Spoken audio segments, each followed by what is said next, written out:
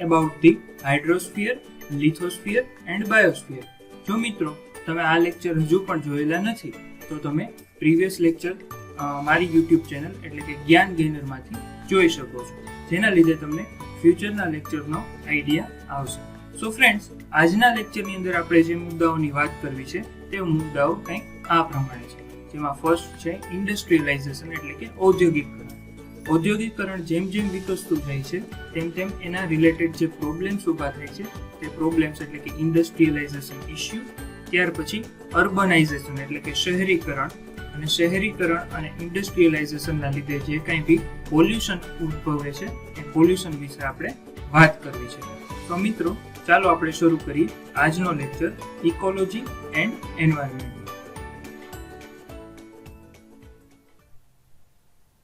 જેની અંદર સૌથી પહેલો મુદ્દો છે જે છે ઔદ્યોગિકકરણ. તો મિત્રો, ઔદ્યોગિક ક્રાંતિની શરૂઆત જે છે એ સૌથી પહેલા 17મી સદી એટલે કે ઇંગ્લેન્ડની અંદર થઈ હતી. સ્ટીમ એન્જિન શોધાયા બાદ તેના યાંત્રિક પાવરથી કાપડ મિલની શરૂઆત થઈ. ત્યારબાદ ડીઝલ એન્જિન અને પેટ્રોલની શોધ પણ થઈ. તેનાથી આગળ વધીએ તો અમેરિકાના હેનરી ફોર્ડ નામના એક વ્યક્તિએ મોટર કાર જે છે એની ફેક્ટરીનું સ્થાપના કરી, જે અત્યારે ફોર્ડ કંપની તરીકે ઓળખાય છે. થોમસ આલ્વા એડિસન નામના વૈજ્ઞાનિકે ઇલેક્ટ્રિસિટી અને ટેલિગ્રામની મહત્વની શોધ કરી. તેમણે વિદ્યુત શક્તિનું ઉત્પાદન કરતા પાવર પ્લાન્ટ અને વિદ્યુત શક્તિનું ટ્રાન્સમિશન અને ડિસ્ટ્રીબ્યુશન પદ્ધતિ પણ સ્થાપી હતી. આ પ્રમાણે ઔદ્યોગિકકરણની શરૂઆત થઈ. ત્યારબાદ બીજા વિશ્વયુદ્ધ દરમિયાન અને ત્યાર પછીના ગાળામાં સંખ્યાબંધ ફેક્ટરી જે છે એનો વિકાસ થવા માંડ્યો અને તે અસ્તિત્વમાં આવી. એન્જિનિયરિંગ ક્ષેત્રે સ્ટીલ મિલ્સ, વિવિધ પ્રકારની ધાતુઓની રિફાઇનરી, રોલિંગ મિલ્સ વગેરે પણ વસ્તુઓની અથવા તો ફેક્ટરીઓની શરૂઆત થઈ. આ રીતે વિવિધ પ્રકારના ઉદ્યોગો સ્થપાવવાની પ્રવૃત્તિને ઔદ્યોગિકરણ કહેવામાં આવે છે. રસાયણ ઉદ્યોગ, paper mills, automobile industries, plastic industries, pharmaceutical industries, textile industries, colour અને ડાઇઝ ઉદ્યોગો, કન્ઝ્યુમર માલસામાન ઉત્પાદન કરતા નાના મોટા ઉદ્યોગો અસ્તિત્વમાં આવ્યા. પેટ્રોલિયમ પ્રોડક્ટ્સ ઉત્પાદન કરતી વિશાળ રિફાઇનરીઓ અસ્તિત્વમાં આવી, જેમાંની ગુજરાતમાં રિલાયન્સ રિફાઇનરી જે છે એ સૌથી મોટી રિફાઇનરી તરીકે આપણે ગણી શકીએ. જેમ જેમ ઉદ્યોગો દ્વારા ઉત્પાદન થતા માલસામાન બજારમાં આવી ગયો તેમ તેમ માલસામાનની માંગ દિવસે ને દિવસે વધતી ગઈ. હવે મિત્રો, જેમ જેમ લોકોની લાઈફસ્ટાઈલ જે છે એ ચેન્જ થતી જાય છે તેમ એની ડિમાન્ડમાં પણ સતત વધારો થતો જાય છે. જેમ સમય આગળ વધે છે એમ ટેકનોલોજી પણ નવી આવે છે અને માણસોની લાઈફસ્ટાઈલ જે છે એમાં પણ સુધારો વધારો થતો હોય છે, અને એ લાઈફસ્ટાઈલના આધારે તેની ડિમાન્ડ પણ સતત વધતી જાય છે. ફેક્ટરીઓને ચલાવવા માટે વિશાળ માત્રામાં વિદ્યુત પાવરની જરૂર ઊભી થઈ છે. તેના પગલે સંખ્યાબંધ પાવર પ્લાન્ટ આવતા ગયા. શરૂઆતના પાવર પ્લાન્ટ્સ પરંપરાગત ઉર્જા સ્ત્રોતો જેવા કે કોલસો, ક્રૂડ ઓઇલ, ડીઝલ ઓઇલ તથા પ્રાકૃતિક ગેસ પર ચાલતા હતા. પરંતુ ઉર્જાની માંગ વધવાથી ન્યુક્લિયર પાવર પ્લાન્ટ પણ સ્થાપવામાં આવ્યા. પર્યાવરણ સંરક્ષણ અને હેઝાર્ડ મેનેજમેન્ટ ઔદ્યોગિકરણની પ્રક્રિયાથી પર્યાવરણ પણ વિનાશક અસર પડતી ગઈ છે. હવે મિત્રો, જેમ જેમ લોકોની માંગ વધતી ગઈ એમ એની એનર્જી જે છે એ કન્ઝપ્શન પણ વધતું ગયું. શરૂઆતના સમયમાં આપણે જે એનર્જી ઉત્પન્ન કરતા હતા એના જે મેઇન રિસોર્સિસ હતા એમાં કોલસો હતો, ક્રૂડ ઓઇલ હતું, ડીઝલ હતું તથા પ્રાકૃતિક ગેસ હતો. પણ હજુ એની ડિમાન્ડ વધે છે એટલા માટે આ રિસોર્સ પૂરતા હતા નહીં. એટલા માટે આપણે શું કર્યું, ન્યુક્લિયર પાવર પ્લાન્ટ જે છે એની સ્થાપના કરી. પણ મિત્રો, આ બધી વસ્તુ જે છે એ આપણી જરૂરિયાતો તો પૂરી પાડે જ છે, પણ સામે પર્યાવરણને ક્યાંક ને ક્યાંક નુકસાન કરતું હોય છે, બરાબર? એટલા માટે પર્યાવરણ સંરક્ષણ અને હેઝાર્ડ મેનેજમેન્ટ ઔદ્યોગિકરણ પ્રક્રિયાથી પર્યાવરણ પણ અસર જણાય છે. એટલું જ નહીં, પણ કેટલાક પર્યાવરણ ચિંતિત વિદ્વાનો એવું જણાવે છે કે ઔદ્યોગિકરણની પ્રક્રિયા જો આ પ્રમાણે અનિયંત્રિત રીતે ચાલુ રહેશે તો વૈશ્વિક પર્યાવરણનો વિનાશ થશે.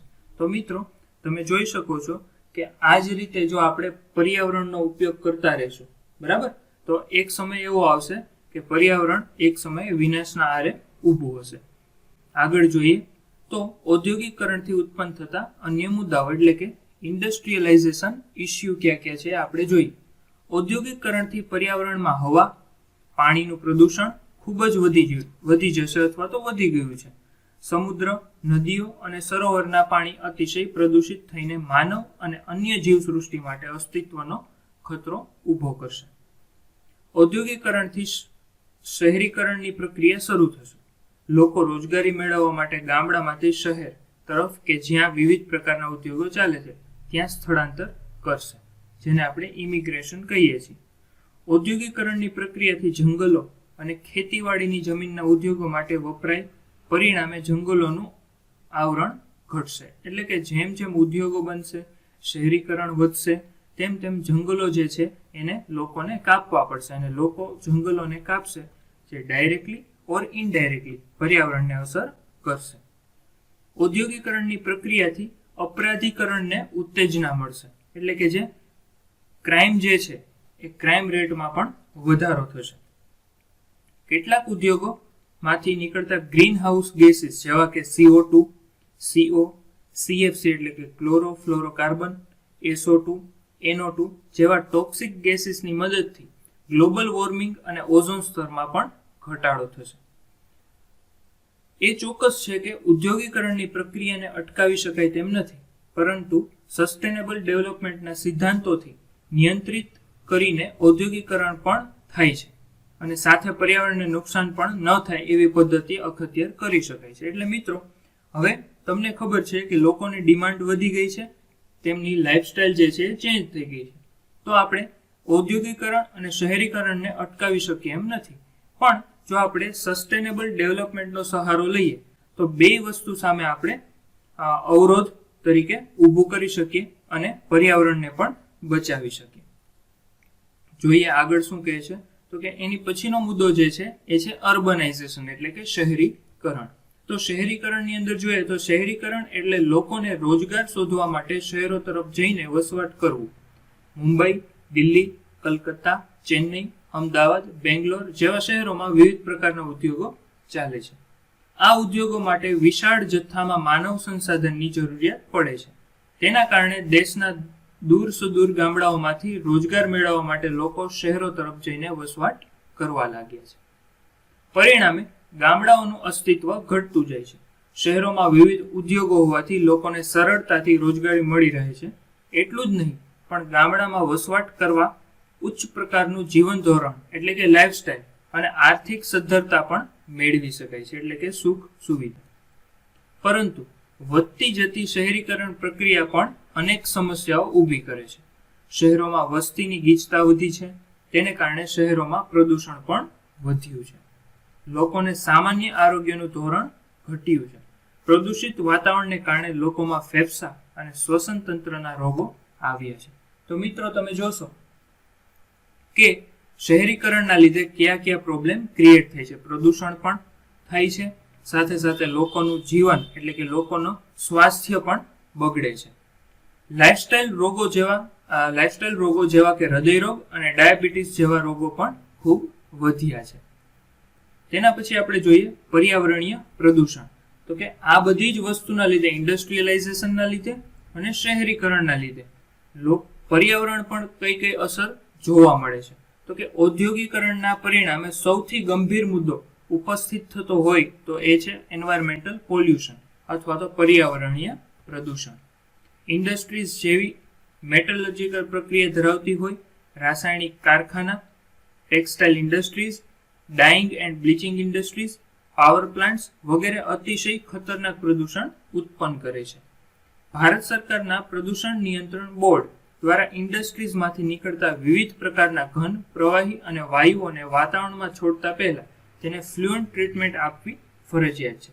મિત્રો, આપણું જે ભારતનું જે છે બોર્ડ જે છે પ્રદૂષણ નિયંત્રણ બોર્ડ, એના દ્વારા એક એવું બહાર પાડવામાં આવ્યું છે કે કોઈ પણ ઇન્ડસ્ટ્રીઝ જે છે એ ઘન, પ્રવાહી કે વાયુ પ્રકારનું પ્રદૂષણ ફેલાવે છે તો તેમને ફ્લુઅન્ટ ટ્રીટમેન્ટ પ્રક્રિયા જે છે એ કરવી ફરજિયાત છે.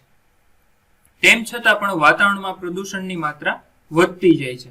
વાહનમાંથી નીકળતા વાયુને હવાનું પ્રદૂષણ કહે છે. આવી પ્રદૂષિત હવા આપણા આરોગ્ય માટે ખૂબ જ હાનિકારક છે. પર્યાવરણીય પ્રદૂષણના પ્રકારો જોઈએ. કયા કયા પ્રકારના પર્યાવરણીય પ્રદૂષણો હોય છે? જેની અંદર હવાનું પ્રદૂષણ છે, પાણીનું પ્રદૂષણ છે, જમીનનું પ્રદૂષણ, ઘન પદાર્થનું પ્રદૂષણ, મ્યુનિસિપલ વેસ્ટ અને ગટરનું પ્રદૂષણ તથા અવાજનું પ્રદૂષણ. આ બધા જ પ્રદૂષણો જે છે એને આપણે પર્યાવરણીય પ્રદૂષણની અંદર આવરી શકાય. આ બધા પ્રદૂષણ વિશે આપણે આગળ વિગતવાર અભ્યાસ કરીશું.